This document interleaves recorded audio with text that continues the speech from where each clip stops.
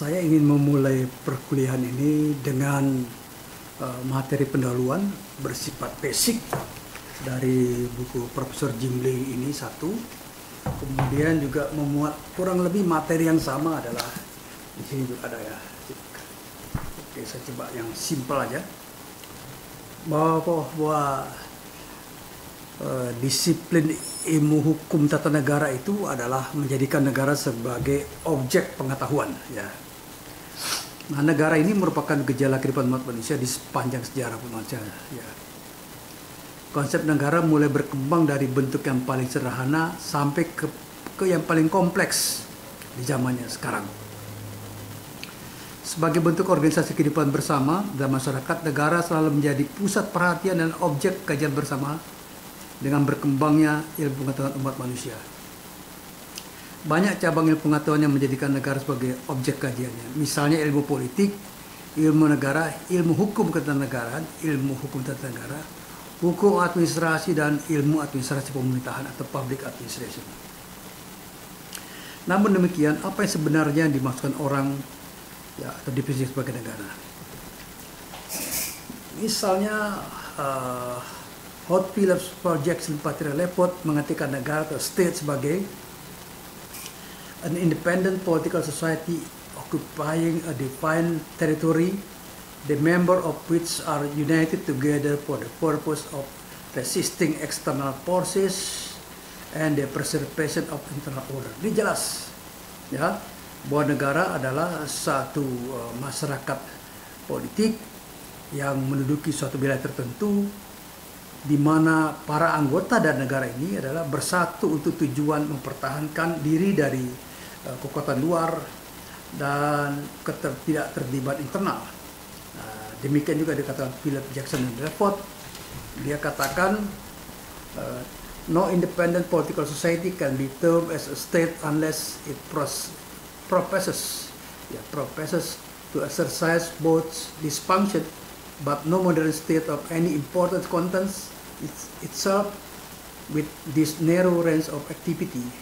As civilization become more complex, population increase, and social conscience rise, the need of the government call for increased attention. Tax have to be levied to meet this need. Justice must be administrated, commerce regulated, education facility, dan many other social service provided. Nah, ini yang dikatakan oleh ketiga sarjana itu. Secara sederhana ya, bisa diuraikan adanya 4 unsur pokok dalam setiap negara.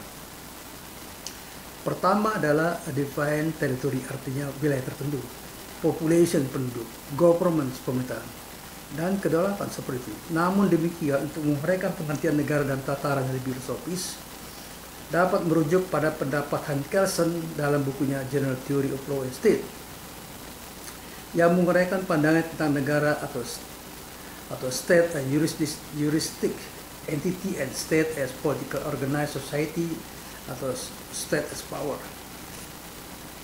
Elemen negara menurut Kelsen mencakup the territory of the state, seperti mengenai pembentukan dan pembaruan negara serta mengenai pengakuan atas negara dan pemerintahan. Yang kedua adalah time element of state, yaitu waktu pembentukan negara yang bersangkutan. Yang ketiga, the people of the state, yaitu rakyat negara yang bersangkutan. The keempat adalah the competence of the state as material sphere of validity of the national legal order, misalnya yang berkaitan dengan pengakuan nasional. 5. Conflict of laws, pertentangan antar tata hukum. 6. The so-called fundamental rights and duty of the state, soal pengakuan hak dan kebebasan asasi manusia. 7. The power of state, aspek-aspek mengenai kekuasaan negara. Negara sebenarnya merupakan konstruksi yang diciptakan oleh umat manusia atau human creation, tentang pola hubungan antara manusia dalam kehidupan bermasyarakat yang diorganisir sedemikian rupa atau maksud memenuhi kepentingan dan mencapai tujuan bersama.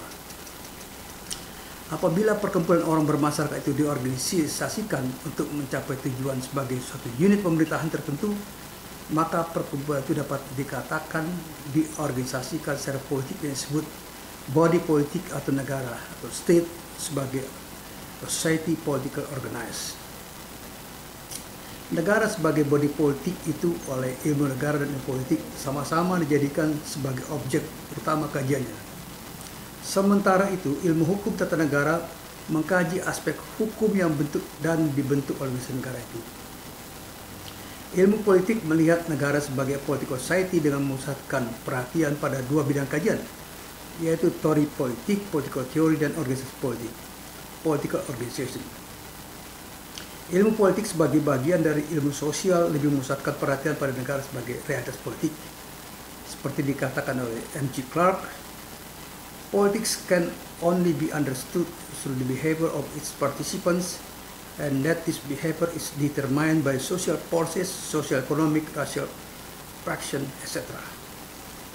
Jadi ilmu politik hanya dapat dimengerti melalui perilaku para partisannya yang ditentukan oleh kekuatan sosial, ekonomi, kelompok-kelompok rasial, dan sebagainya. Lebih lanjut, Clark mengatakan bahwa legalisme itu bersifat redundant dalam studi politik, tapi the rules of the constitution dan lebih penting lagi struktur-struktur institusional pemerintahan negara bukanlah hal yang relevan untuk persoalan politik. Struktur kelembagaan negara itu menurut Clark tidak mempunyai pengaruh yang berarti. Oleh karena itu, perilaku yang menjadi subjek utama dalam politik.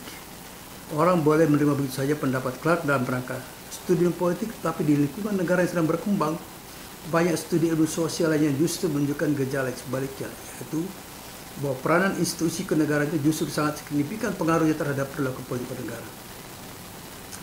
Bagi disiplin ilmu politik, pendapat Clark itu aneh. Bahkan Robert Dahl dalam bukunya Preface to Democratic Theory tahun 1956 juga mengatakan bahwa para ilmu sosial lebih penting adalah social, not constitutional.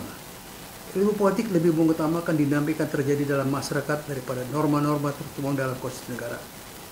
Hal itu tentunya sangat berbeda dengan kecenderungan yang terdapat dalam hukum, khususnya ilmu hukum tata negara, constitutional law. Ya. Dalam studi hukum tata negara, yang diutamakan justru adalah norma hukum konstitusi yang biasanya tertuang dalam dasar. Nah, disitulah letak perbedaan mendasar antara ilmu hukum tata negara dengan ilmu politik.